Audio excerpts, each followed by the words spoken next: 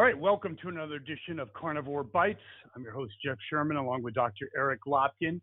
Um, First thing I think we'd like to discuss, because it's fresh in all our minds, is yet another Biden failure, this time overseas. Went to Saudi Arabia, did the fist pump after calling the Saudi leadership pariahs and the country overall as a pariah state. And then in Israel, just making a fool of himself, being led to, where to sit down. So your assessment, am I correct in saying yet another failure, an embarrassment? Well, I mean, it depends on how you look at it and what your expectations are. In terms of any other president, yes, this would be an abject failure. But as I said on this podcast several weeks ago, we were going to be lucky if he got through this without shitting his pants. And he didn't shit his pants. So for the Biden administration, this is a huge success. You are probably correct. I think that he probably got some vinegar in his step. He's doing a climate, was going to be a climate emergency address. Now it's just a address on, climate change. So I think I agree with you. For anyone else, he got absolutely nothing, accomplished nothing. But again, with him, you're setting Right. the bar, he did not shit himself. Exactly. Therefore, it was a high five, an amazing performance. Exactly. Nobody expected him to be able to accomplish anything. He was told by the French prime minister that he wasn't going to be able to accomplish anything. And sure enough, he didn't accomplish anything. So, exactly I think he as did accomplish expected. something, because I think Rome is burning so bad in terms of his administration. I think it was just a junket. Like you said, nothing was accomplished, but at least he got out of Dodge for what, 4 days. Yeah, he got out of Dodge, managed to use up an incredible amount of jet fuel and, put more carbon emissions into the atmosphere, just as he's arguing for climate change. So, let's talk about the climate change. I thought that was amazing to me. Just shows you how out of touch his administration is. He had Pete Buttigieg on all these Sunday shows, how aghast he was that people are just so hesitant to embrace change. I mean, not a lot of people I know have $70,000 to buy an electric car and just trash the one that's perfectly functioning. I mean, that's a huge economic or financial swing, but this guy has no clue. The more he talks, I think the more his value goes down. It's directly disproportional.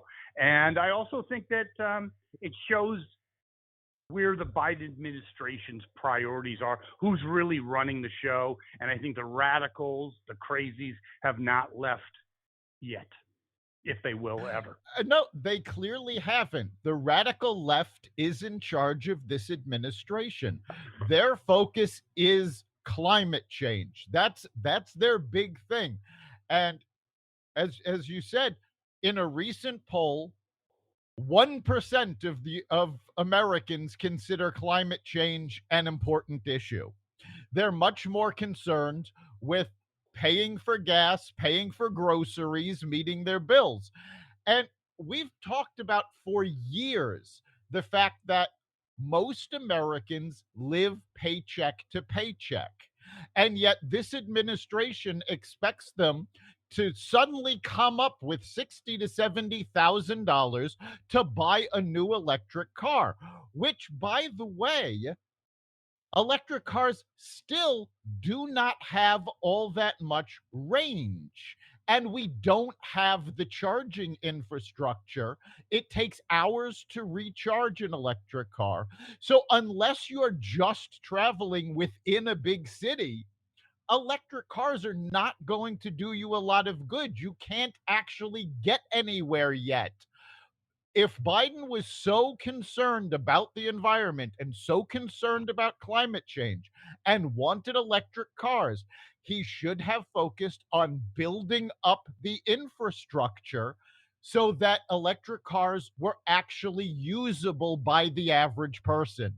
Okay, but that's a bigger issue because one of the big issues in his administration, well, there's 1,000 big issues, but one of them, because it could take maybe 50 shows, and I think, the bandwidth, this wouldn't be that big. One of the problems with his administration, among others, is that zero, not one, not three, come out of the private sector. They're all theoretical, radical nutcases. So they don't know. Like you just stated, a logical fact and strategic, consideration, but they're not from the real world. They've never done anything in the private sector. So they just throw out all these platitudes about electric vehicles and about this and about, but they don't understand at the ground level what needs to be done. Your comment? No, there was a survey that just came out going over who was in the Biden administration. And of the hundreds of staffers that they had, only 60 of them had ever had a real job. Add into this the elected officials, who many of them have never had real jobs. And let's face it, if you're just looking at the folks on the left, the big professional experience is you can make one heck of a Manhattan. Pretty much. They don't understand how these things work. And I mean, this is not new to the Biden administration. We saw this in the Obama administration also. And Obama was hoist on his own petard over gas prices. They didn't get as high as with Biden, but the administration didn't understand that they were trying to get gas to be $7 a gallon. This was stated by Obama's energy secretary.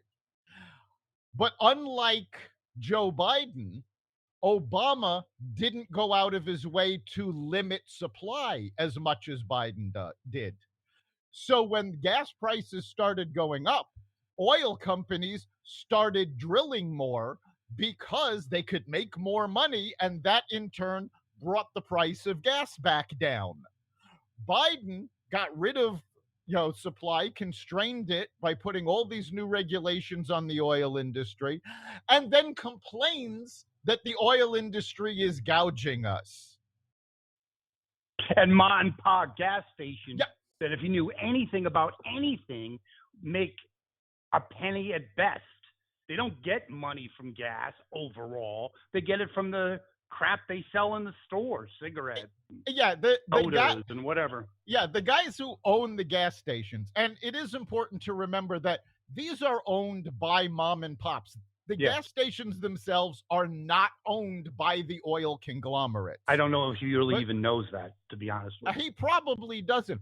But these guys make more money off of Coca-Cola and Slim Jims than they do gas. Yes. Well, speaking of gas, we had Jill Biden, Dr.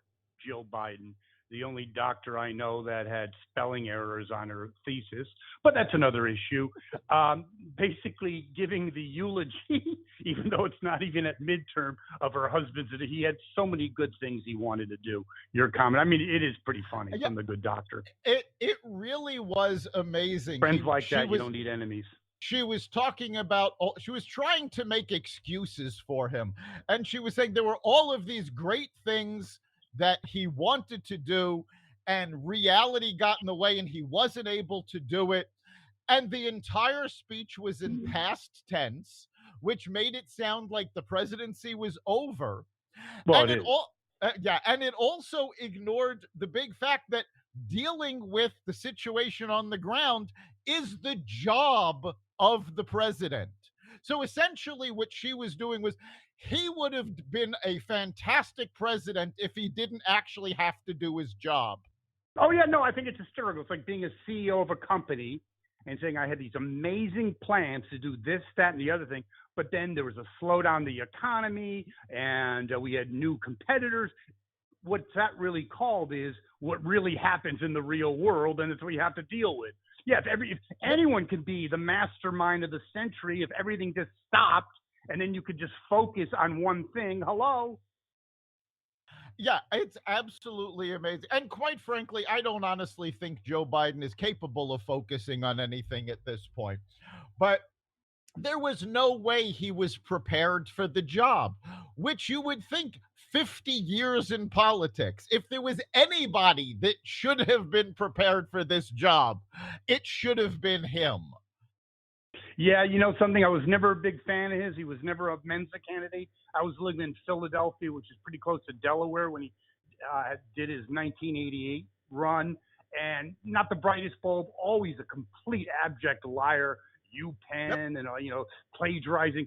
But I would have to say he is not the same man. Forget about 88. I'm talking not the same man as 2010.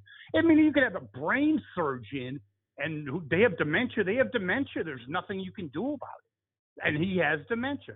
He's out in left field, not center field, left field. And he's the president of the United States. That's the way he walks. Even in Israel, he didn't get a lot of press, but he did the handshake to air. Yep. And then they put him off to the seat. I mean, you don't think our adversaries are just, I mean, they're laughing. It's hysterical. Why do you think China is passing us in hypersonic technology weapons? Why Russia was emboldened to essentially attempt to annex the Ukraine? If we had had a strong president, this would not be happening. And that's the real question, Dr. Lobkin. And no one talks about that, especially with Ukraine. Trump, yes, we already talked about asshole of the year in terms of personality. We all get it. But I doubt Putin would have invaded Ukraine. I seriously doubt it. But they know they had,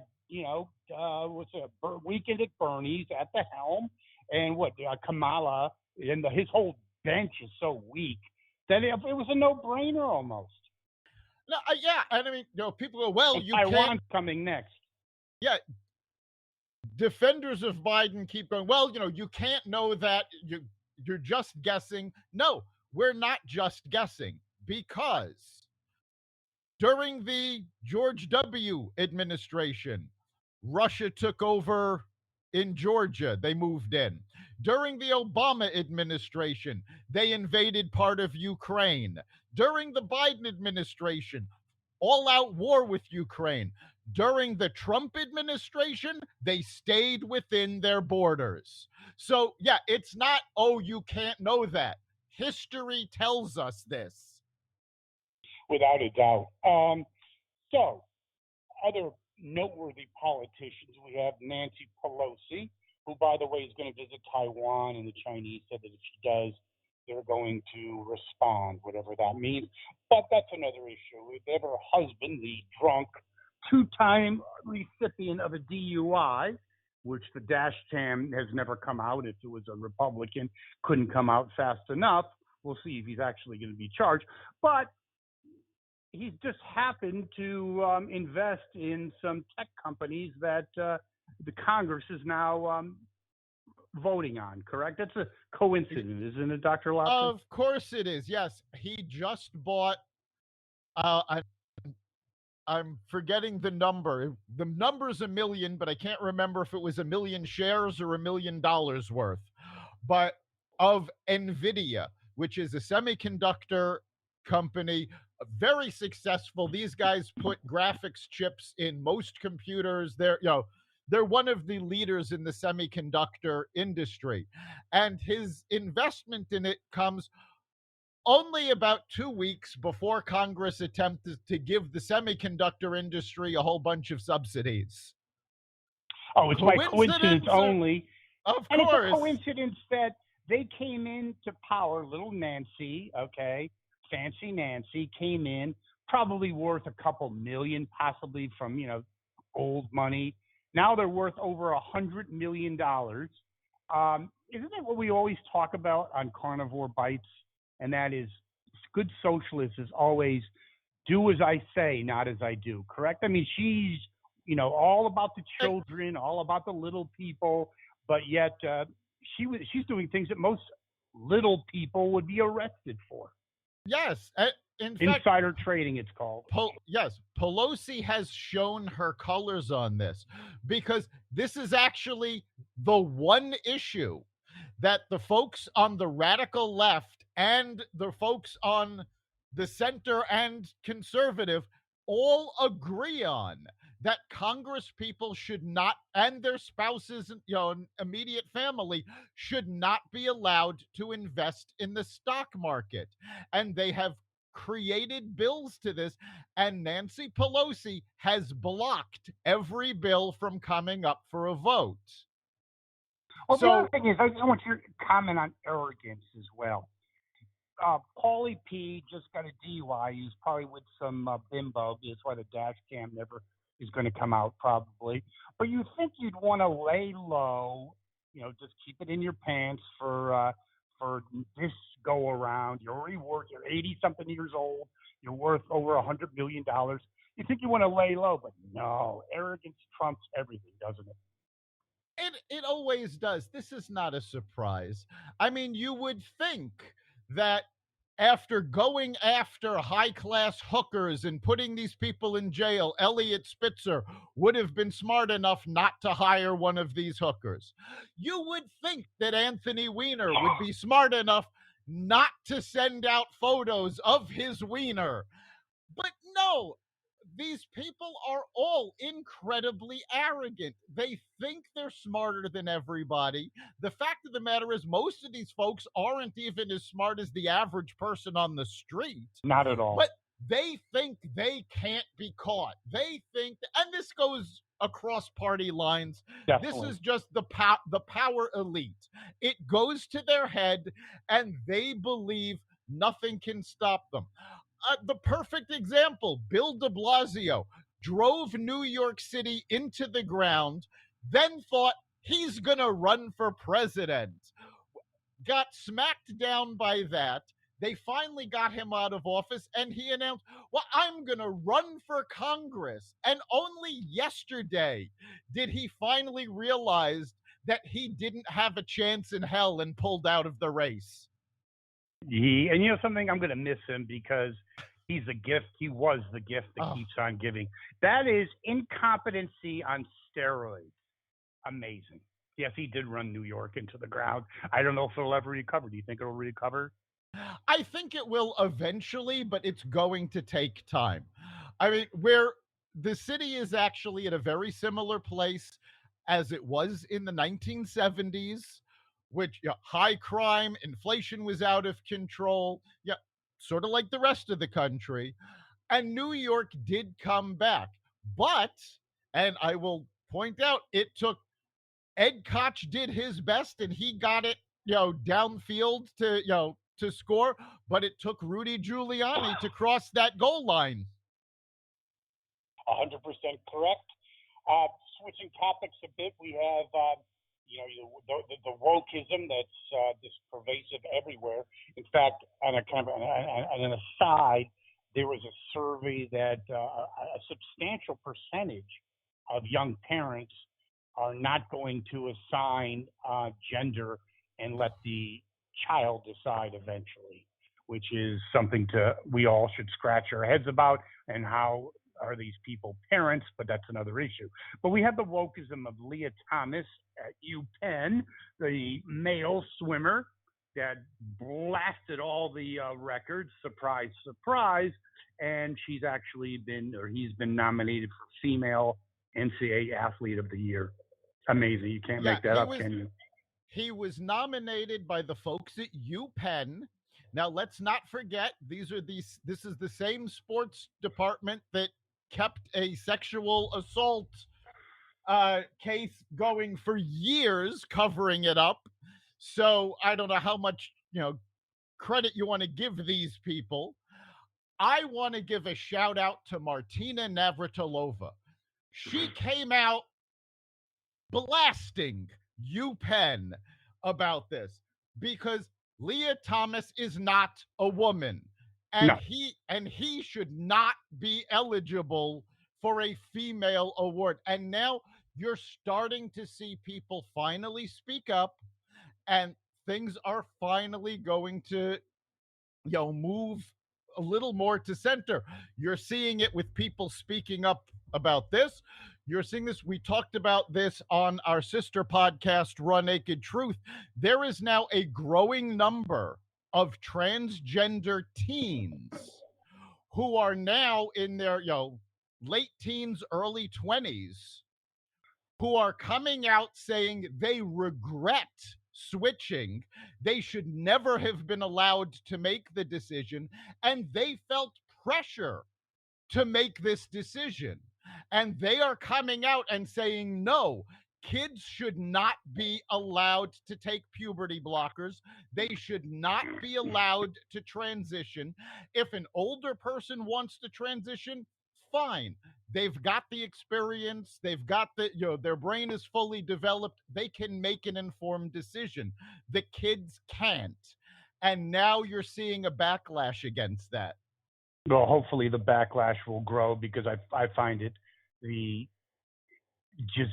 most atrocious form of child abuse I've ever heard of. I mean, this is irrevocable. I mean, you're having kids 12 years old, puberty blockers, and so on and so forth. I mean, again, like you said, their brains are not fully formed. They're not adult brains. And, when you look at some of the adults that are making these decisions, I'm not sure they have adult brains either. But that's another discussion point. Go ahead. Something that has to be taken into account. We're all familiar with the term of a sociopath.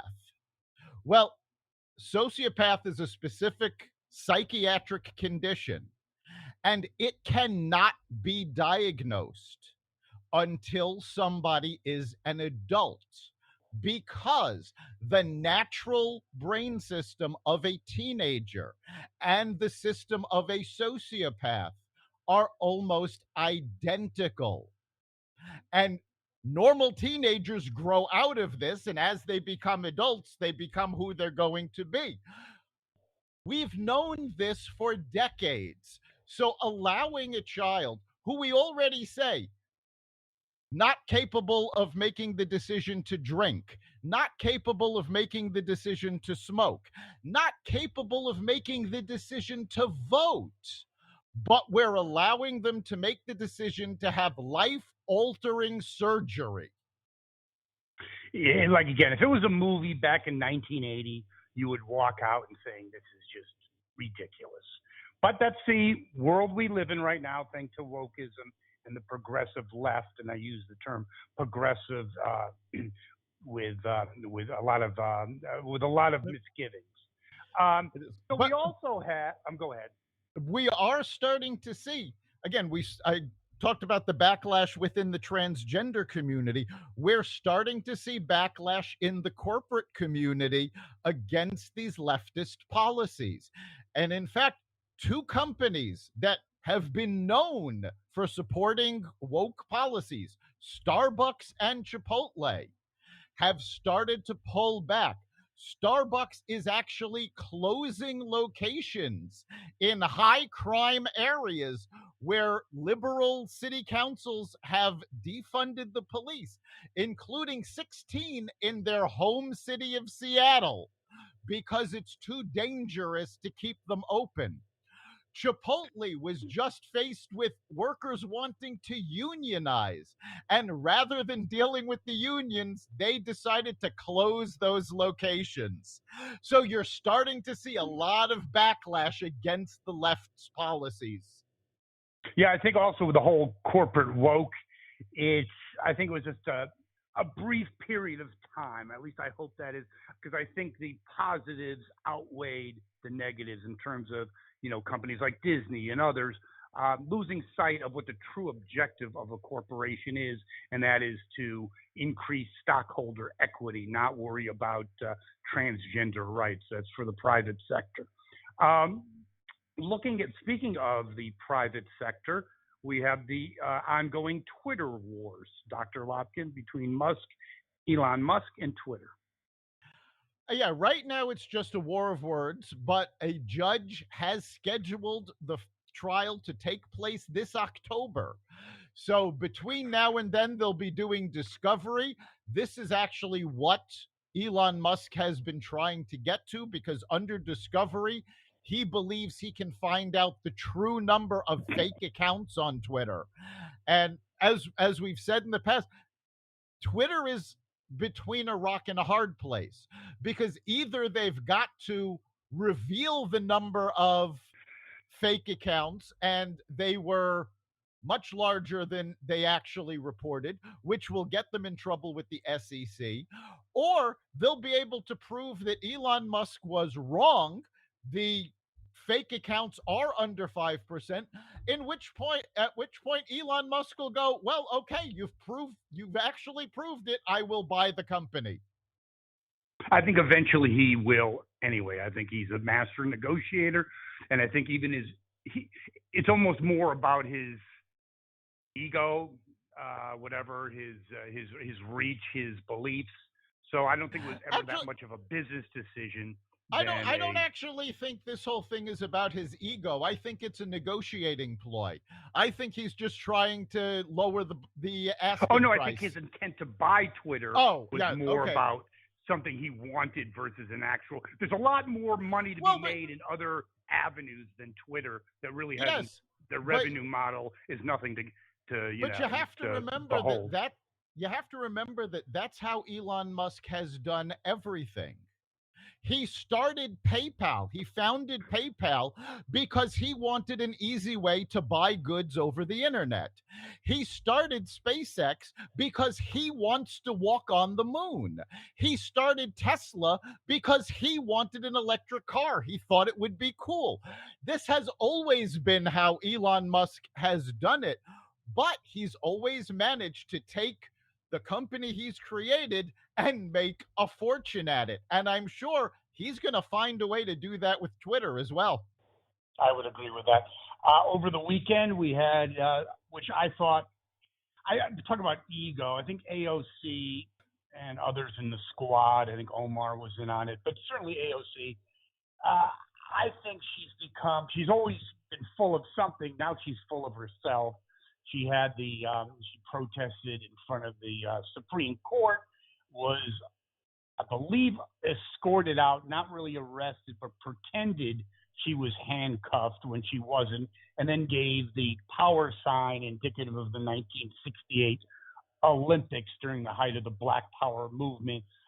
You just get to a point, it starts to be nauseating.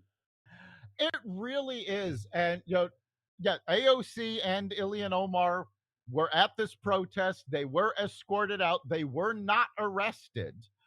But yes, when they were walking out, they put their hands behind their back, pretending to be handcuffed, which everybody saw was absolutely ridiculous. But this actually goes to show how desperate the Democrats are becoming. Because one, it's all about the theater, but two, they're not even pretending to tell the truth anymore.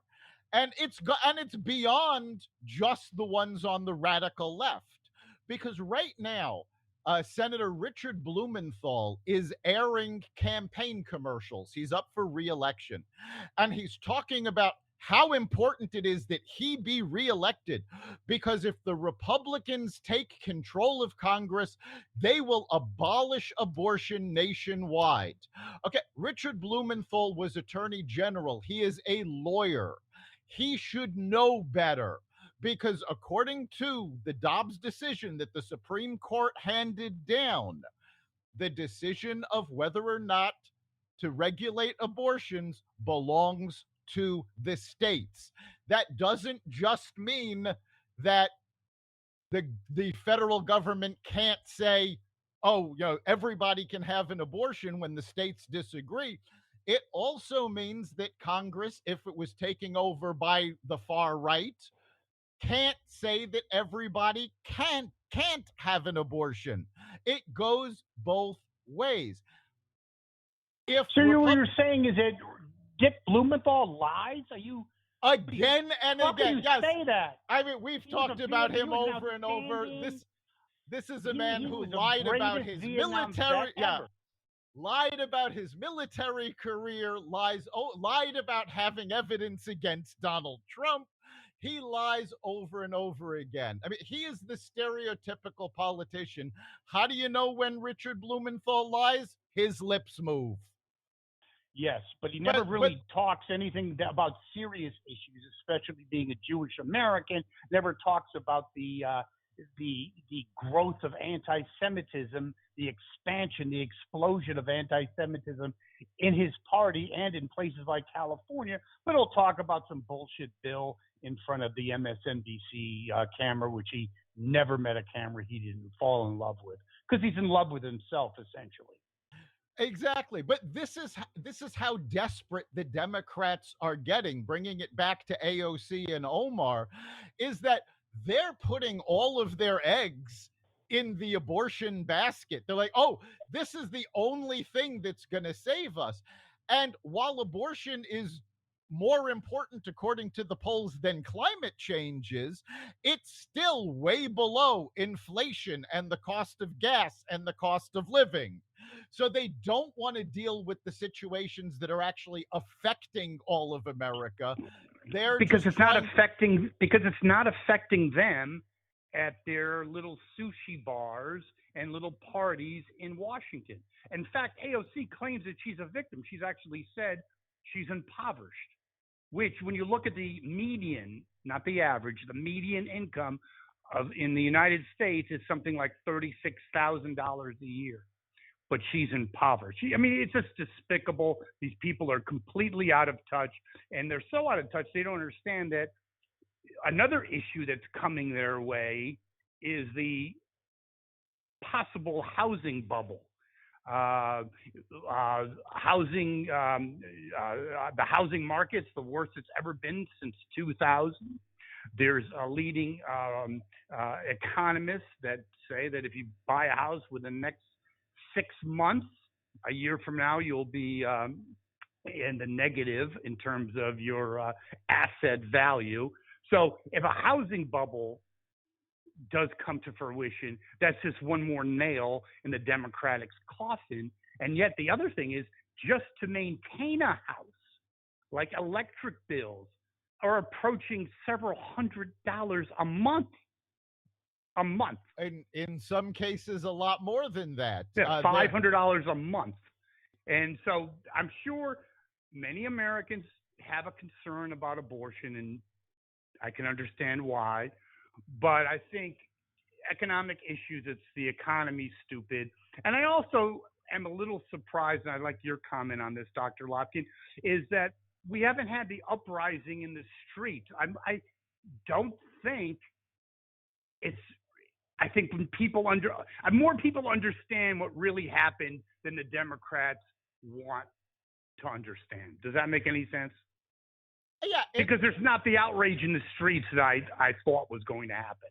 I think most people are not happy with the decision, but understand it's not the end of abortion. Yeah, I think people do understand that, but I think in a lot of cases, it's just a matter of, okay, I've got so much bandwidth. What do I focus on?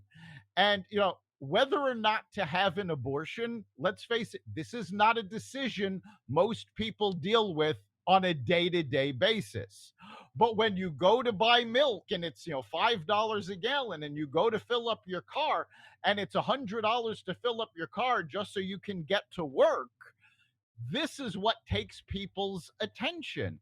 So while the radical left has been calling for violence and there have been some protests, you're not seeing that outrage because, quite frankly, overall, the outrage is being lashed out when you go shopping and it's like, oh my God, how am I going to afford this? That is what the Biden administration and the Democrats don't seem to understand. Actually, I'm gonna rephrase that. The Biden administration does not understand this.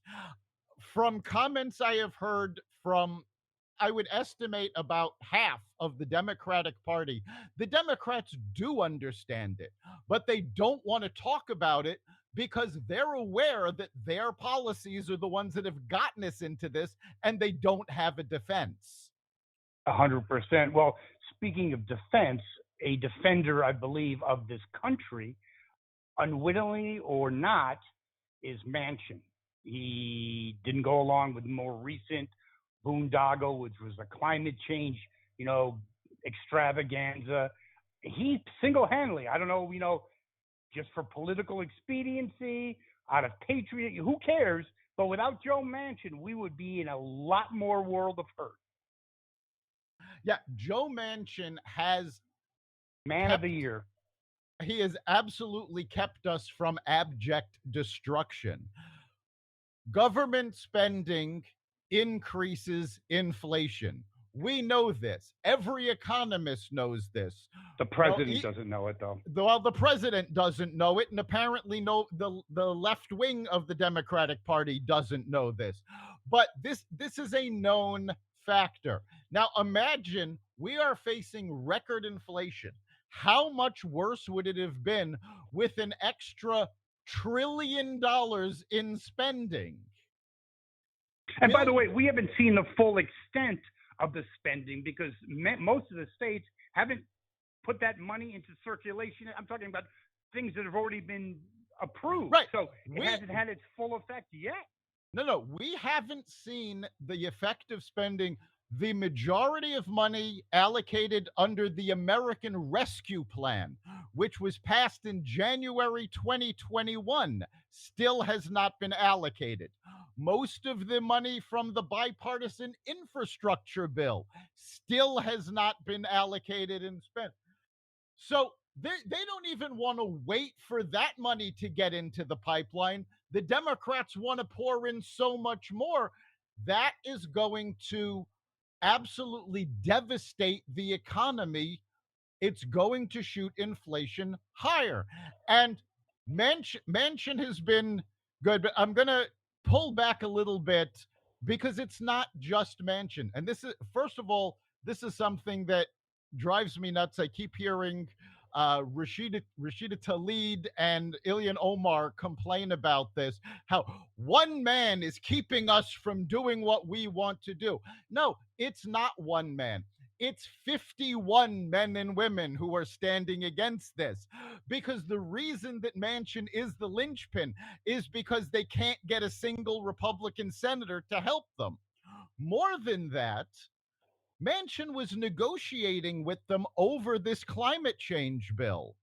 The reason he backed away and said, no, this is not the time, is because his constituents in West Virginia stood up and told him, no, you have to stop this now. Yeah, of course. West Virginia is highly centered on coal production, what's left of it, and that would obviously be political suicide for him. We also are looking at, speaking of the political landscape, Karl Rove, who I think has some good insights. I think something I'd like you to comment on, Dr. Lopkin, is that he says that the environment has never, ever been better for Republicans as you go into the midterms.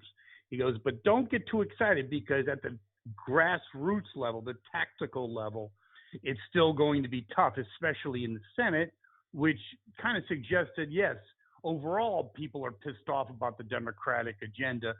But when you have candidates, like Herschel Walker, Oz, it's going to be a little harder than many people think. It's possible.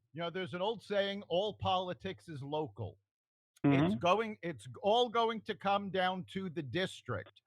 I think Rove's comment that it might be difficult is a little premature because we still have a whole bunch of Republican primaries to go through. So we don't even know who all the candidates are going to be yet. There's also, and I think it's becoming increasingly likely that we're headed towards a official recession. I think that's not going to help things for the Democrats either.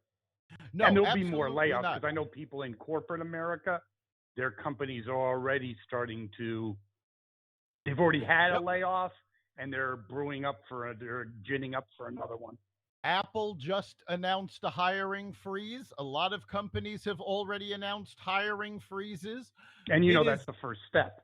Yes, that before you lay people off, you stop hiring new ones. But companies are all preparing for a recession. It's expected we're going to see a recession. We will see what happens at the end of this month.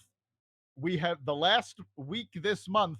Not only do we have the second quarter GDP numbers coming out, we've also got the Fed meeting where they're going to raise interest rates. Expectations now are that they'll raise it 75 basis points. But as recently as a week and a half ago, people were talking about that they might have to do a full basis point, which is a full percentage, which has been unheard of. So, yeah, a recession is going to severely hurt the Democrats. The other thing that people don't seem to realize is right now in the generic ballot, the Republicans have a 3-point advantage. Now, that doesn't sound like a lot. In the past, historically, when the underdog party, that's the party that's not in charge, has a lead of 2 to 3 points in the generic ballot, it has been a blowout. So all of the winds are blowing in favor of the Republicans, but let's never dismiss the possibility of them shooting themselves in the foot. I would agree, and I think as we move on to another subject, I believe that if the last week of this month we are officially in a recession, I think that has huge. Even though if we are official or not official, if you're the average household, it really doesn't make a difference, right? Unless you're an economist. But I think that just the news media having to report that is going to have a huge effect on the midterms. Because now absolutely. It's official. Even though it doesn't make any difference in the average person, but once you have that stamp, we are officially in a recession. Now Biden is a president who is now under his watch, we have a recession. Not good. Right. And remember, we've already gotten inflation numbers came out last week after we did last week's episode of Carnivore Radio, and they were higher than expected. The CPI came in over 9. The PPI came in over 11. Even if these numbers had gone down from 8 to 7 or from 10 to 9, they're still astronomically high.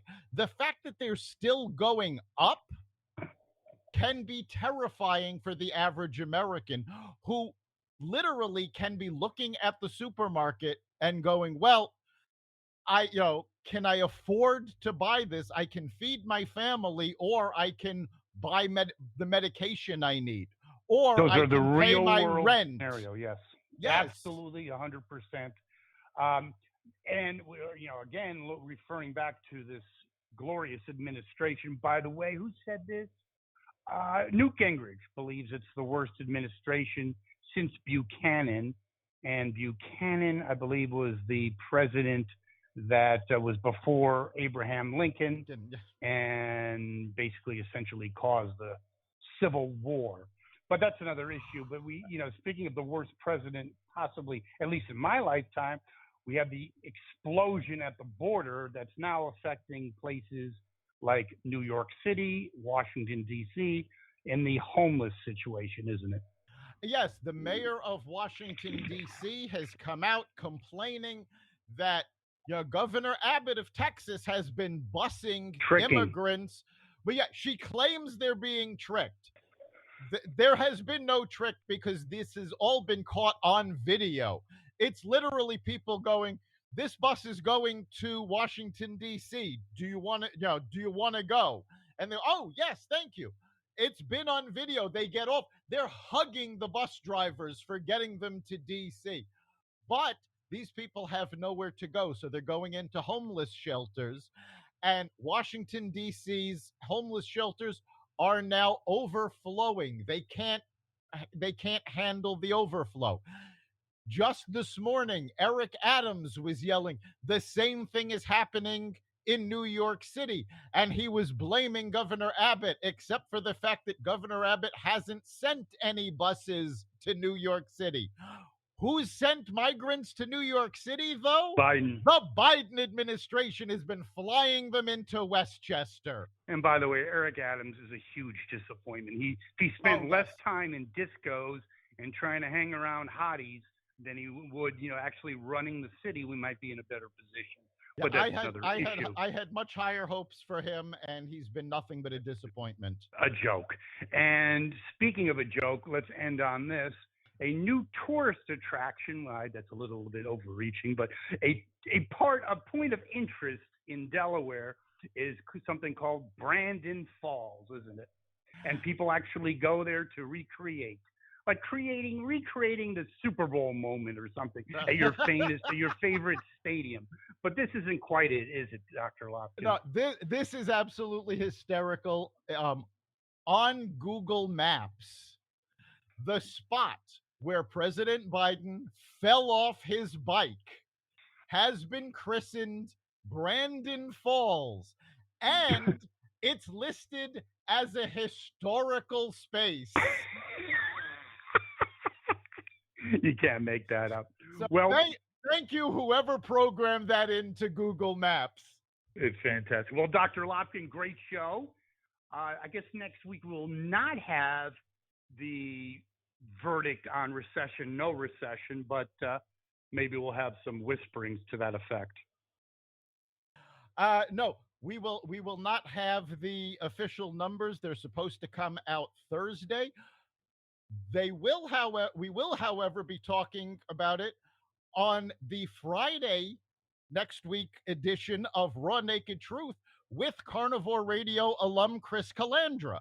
So that'll be a great show. Yes, we will have the Fed notes for you. We will have the whether or not we're in a recession, what it all means, next Friday on Raw Naked Truth. And of course, you can catch every episode of Carnivore Radio and the Raw Naked Truth at xvadio.com/podcasts, the Apple Podcasts app, Google Podcasts, Spotify, iHeartRadio, Stitcher, Amazon Music, Audible, and wherever you find podcasts. And of course, if you want to weigh in on the news items that we discuss on either podcast, go to xvadio.com/connect and let us know what you're thinking.